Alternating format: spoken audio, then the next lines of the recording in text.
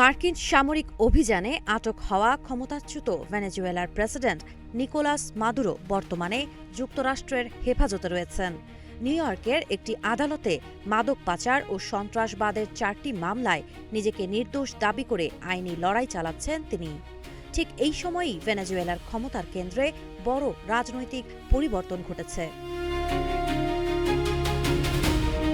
মঙ্গলবার ভেনেজুয়েলার রাজধানী কারাকাসে সংসদীয় অধিবেশনে অন্তর্বর্তী প্রেসিডেন্ট হিসেবে শপথ নিয়েছেন দেলসি রদ্রিগেজ।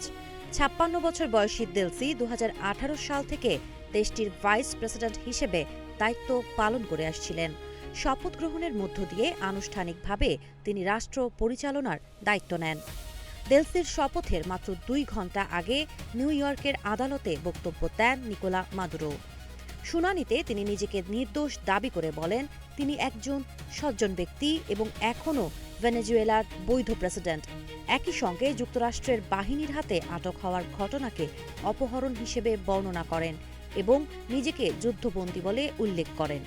আদালত আগামী ১৭ মার্চ পরবর্তী শুনানির দিন নির্ধারণ করেছে।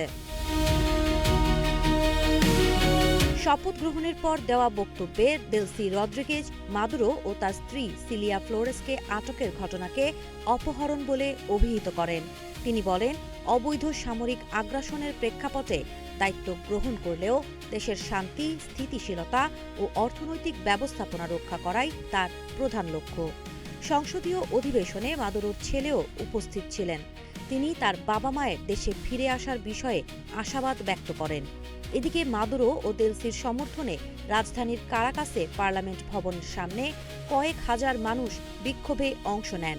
তারা যুক্তরাষ্ট্রের হস্তক্ষেপের বিরুদ্ধে স্লোগান দেন। মাদুরোকে আটকের ঘটনায় জাতিসংঘে যুক্তরাষ্ট্র তীব্র সমালোচনার মুখে পড়েছে। জাতিসংঘে নিযুক্ত ভেনেজুয়েলার রাষ্ট্রদূত স্যামুয়েল মনকাদা এই অভিযানকে অবৈধ সশস্ত্র হামলা বলে আখ্যা দেন। তবে জাতিসংঘে মার্কিন রাষ্ট্রদূত মাইক ওয়াল্টার্স অভিযানের পক্ষে যুক্তি দিয়ে বলেন, বিশ্বের বৃহত্তম জ্বালানি ভাণ্ডার কোনো পলাতক অপরাধীর হাতে ছেড়ে দেওয়া যায় না। মার্কিন প্রেসিডেন্ট ডোনাল্ড ট্রাম্প বলেছেন, একটি গ্রহণযোগ্য রাজনৈতিক পরিবর্তন না হওয়া পর্যন্ত যুক্তরাষ্ট্র ভেনেজুয়েলা পরিচালনার দায়িত্ব নেবে।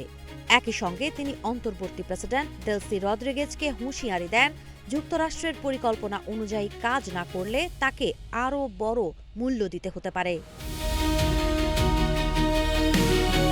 এর আগে শনিবার ভোরে কারাকাসে বড় পরিসরে সামরিক অভিযান চালিয়ে মাদুরো ও তার স্ত্রীকে আটক করে মার্কিন বাহিনী। আটক হওয়ার ৭ ঘণ্টা পর মাদুরোর হাত করা ও চোখ বাঁধা ছবি প্রকাশ করেন ডোনাল্ড ট্রাম্প। সাবা খার, নাগরিক প্রতিদিন।